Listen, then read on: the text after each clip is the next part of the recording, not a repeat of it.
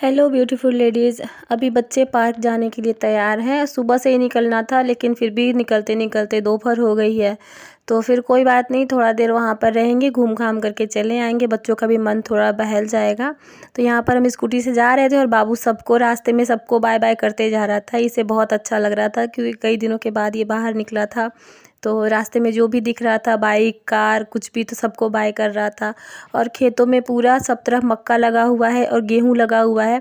तो मक्का में फूल आ गया है और गेहूँ में भी अब गेहूँ निकलने लगा है, उसमें बाल आ गई है। तो अब वो भी कुछ दिनों में हो सकता है, मतलब हवा चल रही है तो अब सूख जाएगा उसमें। तो खेत बहुत अच्छे लग रहे थे देखने में।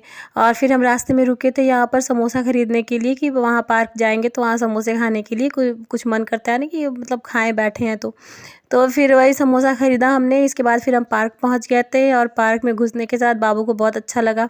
तो ये एकदम मस्ती करने लगा, भागने लगा आगे आगे। और ऋषु तो सबसे आगे भाग गया था, उसको तो मतलब कई दिनों से वेट था पार्क जाने का। तो फिर यहाँ पर भीड़ नहीं थी पार्क में ज़्यादा, बहुत ही कम लोग थे।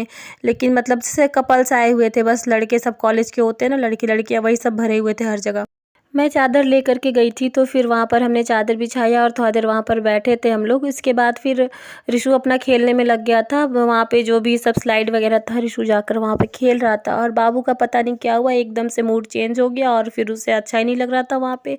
वो खेल भी नहीं रहा था, एक जगह बैठा हुआ था। उसको हटा भी रहे थे कि चलो चल के थोड़ा सा घूम लो, खेल लो, लेकिन नहीं, वो नहीं जा रहा था कहीं भी।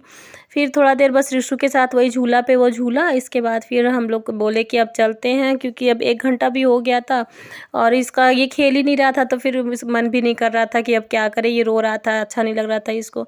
तो फिर समझ में नहीं आ रहा था कि क्या करें। तो फिर हम वापस आने लगे और यहाँ पर बहुत सुंदर सुंदर फूल खिले हुए थे। ये पेड़ पर पता नहीं किस चीज़ का पेड़ था, उस पर इतना सुंदर सा फूल खिला हुआ था। और ये सेमल के फूल खिले हुए थे और ये गेंदा, बेली, बहुत तरह तरह के फूल लगे हुए थे और सब में फूल खिला हुआ था। बहुत अच्छा लग रहा था देखने में। फिर हम बस निकल गए वहाँ से पार्क से थोड़ी देर में। हर बार हम जाते थे तो बाबू बहुत अच्छे से खेलता था, लेकिन पता नहीं इस बार क्या हुआ उसे कि वो खेल ही नहीं रहा था, बिल्कुल भी शांत हो गया था। फिर हम बाहर आ गए और फिर जब जा रहे थे तो रास्ते में दुकानें लगी हुई थी होली की, मतलब जो होली का सामान होता है ना, वो सारा बिक रहा था वहाँ पे। एक से एक चीज़ें बिक रही थी, कपड़े वाइट वाइट से बिक रहे थे। तो फिर वही सब हम रास्ते भर देखते हुए आए। होली के कपड़े मिल रहे थे, पिचकारी मिल रही थी, टोपी मिल रही थी। तो बड़ा मज़ा आ रहा था देखने में ये सब चीज़ें। फिर बस हम घर आ गए और घर पर देखिए ये घर में भी घुसने के लिए इसको कितनी तेज़ी थी कि मतलब गेट से सीधे अंदर ये आके गेट के पास ही खड़ा हो गया ये। फिर मैंने जब ताला वगैरह खोला उसका, फिर ये अंदर गया, सीधे अपने बेड पे जाके अपने बेडरूम में बैठ गया। बाहर तो गर्मी थी लेकिन अंदर घर में ठंडी थी। तो फिर मैंने इसका हाथ मुंह धुला और फिर इसको मैंने जैकेट पहना दिया क्योंकि अंदर ठंडा लग रहा था। तो फिर मैंने कपड़े वगैरह पहना दिए इसको ताकि अंदर ठंडी ना लगे इसे।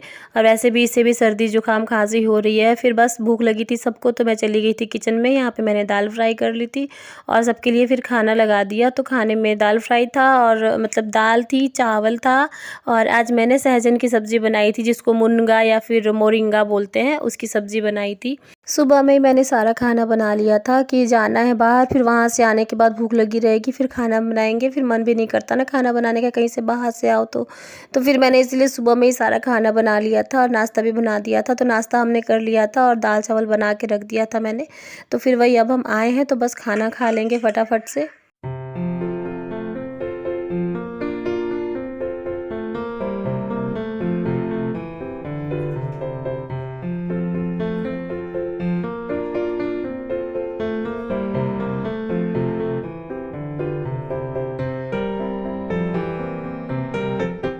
ऋषु के लिए भी खाना लगा दिया था मैंने। फिर मैं जब कमरे में गई देखा तो वो सो गया था उल्टा पुल्टा हो करके। फिर मैंने उसे उठाया, फिर खाना खाने के लिए बोला तो बोल रहा था, उसका मूड नहीं था खाने का। लेकिन फिर मैंने कहा कि नहीं, खाना खा लो, क्योंकि सुबह का ही नाश्ता किया हुआ था ये।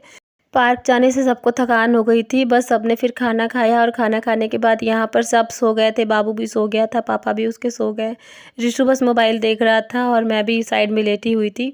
तो बस आज यहीं तक।